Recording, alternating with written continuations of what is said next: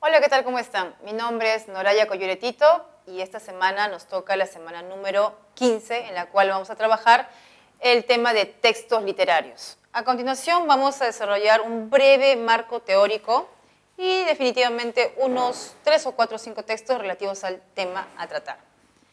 Empezamos leyendo lo principal en referencia a los llamados textos literarios.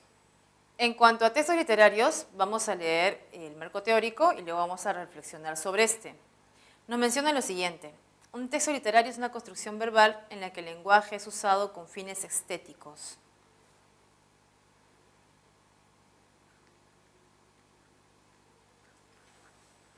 Reflexionemos sobre esta afirmación.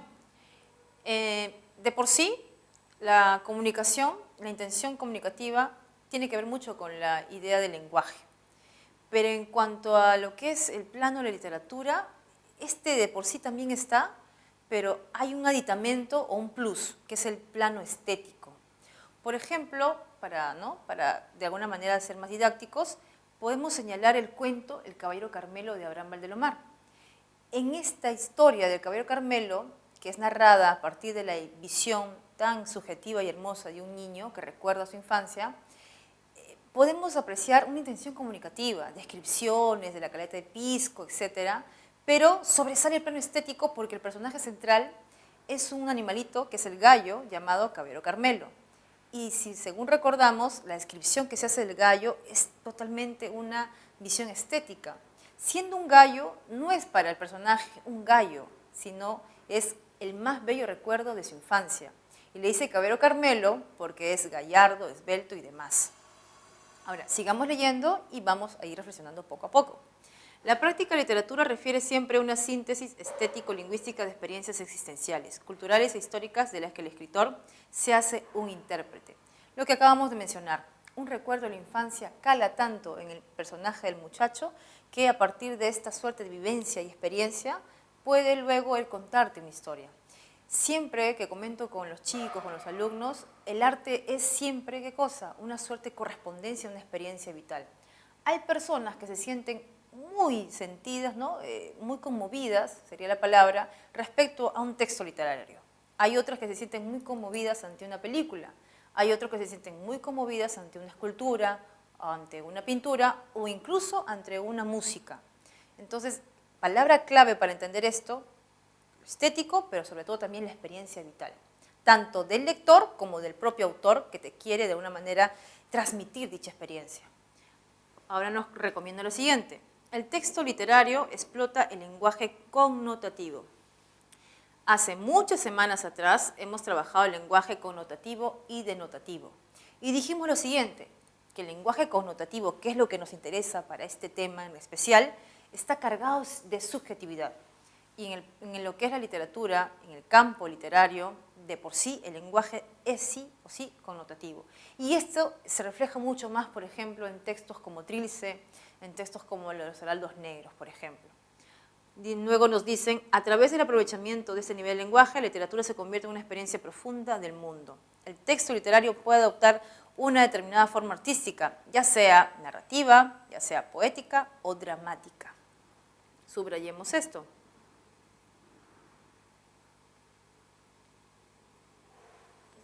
El texto literario puede adoptar diversas formas, ya sea la narrativa, poética o dramática. Quiere decir de que tiene la misma intención estética y de experiencia vital, ya sea en el formato narrativo, en el formato poético o de dramaturgia.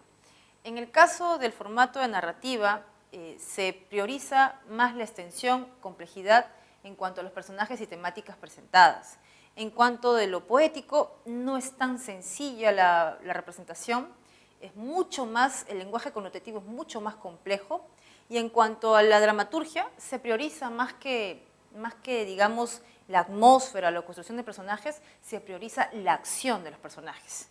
Y siempre hago una suerte de aclaración respecto a esto, ¿no? No es lo mismo una puesta o representación teatral que una obra dramática. Lo que la obra dramática te presenta te plantea algo, pero esto, llevado ya al plano de la representación, es totalmente distinto. Veamos la otra reflexión.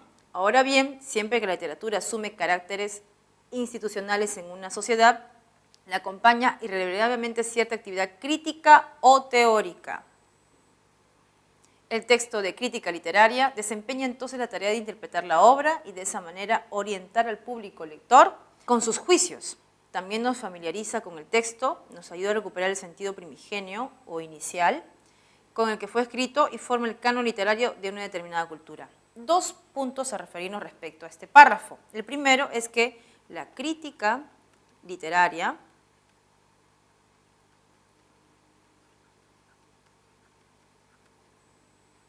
nos ayuda con una posible lectura o interpretación de un texto.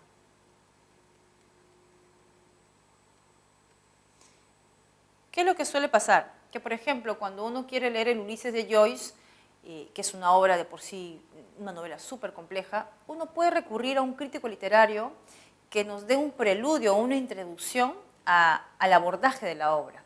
Porque el crítico literario ya ha analizado, ya ha investigado, ya ha visto la complejidad de la obra y de alguna manera nos puede dar una suerte de introducción. Aparte de la interpretación posible que da la crítica literaria, es gracias a la crítica literaria que obras como el Ulises de Joyce, o como Los Miserables de Víctor Hugo, o como el mismo Los Heraldos Negros de César Vallejo, que no fue valorado en su época, se revaloricen con el tiempo.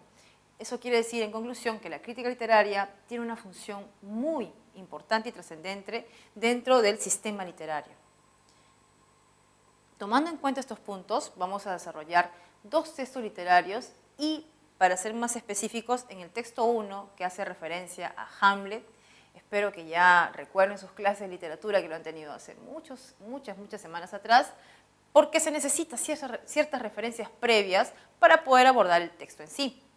Por ejemplo, Hamlet. ¿De quién es Hamlet? De William Shakespeare. ¿Qué siglo se está escribiendo Hamlet? Siglo XVII, la etapa barroca, en la que se hace referencia a la etapa madura y más compleja que hizo Shakespeare, ¿no? Shakespeare en su juventud hizo obras renacentistas, pero luego, ¿qué ocurre? De que ya empieza a elucubrar él mismo, a avisorar que su obra tiene que dar un revés, un cambio trascendental. Y lo hizo volviéndose barroco. Y una de las obras máximas por excelencia es Hamlet. El tema en Hamlet, que ya lo han visto también, es la duda y la venganza. La duda y la venganza, este personaje que curiosamente, psicológicamente y hasta de manera perturbadora, se llama igual que su padre. Hamlet se entera de la muerte de su padre a través de ¿qué? De la personificación, ¿no?, espectral de su padre. Viene como fantasma y le comenta que Claudio, su tío, lo ha asesinado. ¿Y cómo lo ha asesinado? Lo que ocurría es que el padre de Hamlet se encontraba durmiendo, ¿no?, una siesta placentera en el jardín, entra Claudio y le vierte un veneno a la altura de la oreja, muriendo así el padre. Hago siempre una suerte de comparación acá. Por ejemplo, este poeta bien conocido, pintor español llamado Salvador Dalí, cuando tenía alrededor de 5 o 6 años, él va al cementerio, ¿no?, todo el pequeño, ¿no?, tan frágil como era él, va con una suerte de ramo de rosas, va al cementerio y deja las rosas a un epitafio que decía Salvador Dalí.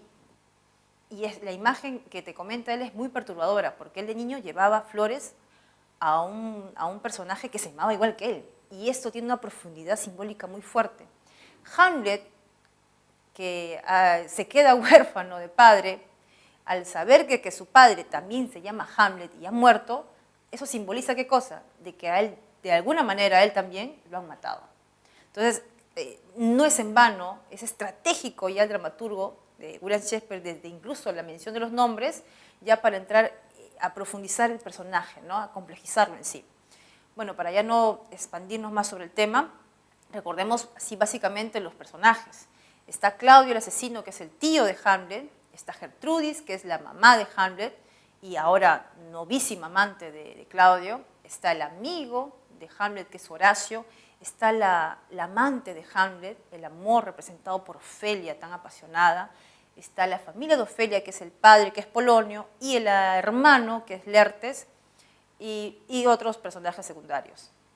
Lo que sí me encantaría recalcar respecto a William Shakespeare es que su obra también es muy compleja en el sentido no solamente que se trata de una tragedia familiar, sino que aborda otro tipo de elementos, porque el solo hecho de que el padre muera aflora otras cosas. El padre simboliza el padre de una familia, pero también simboliza el padre de una nación. Una familia se ha quedado descarriada, pero también una nación, ¿no? Hay que verlo en esos dos contextos. Cuando el padre muere, el que tendría que haber asumido el riesgo de ser el nuevo rey, tendría que ser Hamlet. Pero Hamlet retrocede, Hamlet duda, Hamlet tiene presión de toda la familia y no es capaz de asumir el cargo. Entra Claudio y él sí asume el cargo. Y él comenta, ¿no? Literalmente, no es literal, pero de alguna mención diría lo siguiente, ¿no? Hamlet piensa de que no ha pasado mucho tiempo y las camas del asesino Claudio están siendo calentadas por la madre y a él no le parece muy bien esta imagen. Ahora, el solo hecho de que del padre, que también es rey, no esté presente, hace de que el reino de Dinamarca, políticamente hablando, militarmente hablando, se encuentre frágil porque está llegando desde Noruega un príncipe, que es el momento idóneo, ¿no? Ha muerto el rey, que era un gran rey, defensor de sus tierras. ¿Para qué? Para que haya una invasión. Entonces hay una doble presión de Hamlet, personaje, porque está llegando un personaje externo y dentro de su propio palacio también hay, ¿qué cosa? Una suerte de invasión, doble invasión. Esta estrategia de William Shakespeare es genial. Por eso se dice que este dramaturgo es universal. Ahora, para resumir este aspecto, ¿no? Hacia el final de la obra, como es tragedia, fallecen todos, ¿no? En la sala se encuentran todos los personajes que he mencionado y finalmente ya fallece Hamlet a brazos de su hermano querido, de su amigo querido que es Horacio. ¿Y quién asciende al trono? No está Claudio, no está ahora Hamlet, sino finalmente asciende al trono un personaje foráneo, dándote a pensar, ¿no? De que una tragedia familiar no solamente implica a una familia, sino a toda una nación. Tomando en cuenta estas pequeñas referencias que te he manifestado, vamos a abordar, ahora sí, el texto de Hamlet. 5 actos para empezar y tiene una estrategia técnica que es el teatro dentro del teatro. El rey ha ordido junto con Laertes que Hamlet morirá en un combate de esgrima. Es el inicio de la sucesión final de muertes en el acto 5. Primero muere la reina, que bebe de la copa con veneno. Después cae el rey, que es delatado por Laertes. Luego el propio Laertes a manos de Hamlet, víctima de su espada emponzoñada. Y por fin Hamlet, también herido de muerte por Laertes. Horacio queda vivo para dar noticia de los horribles sucesos.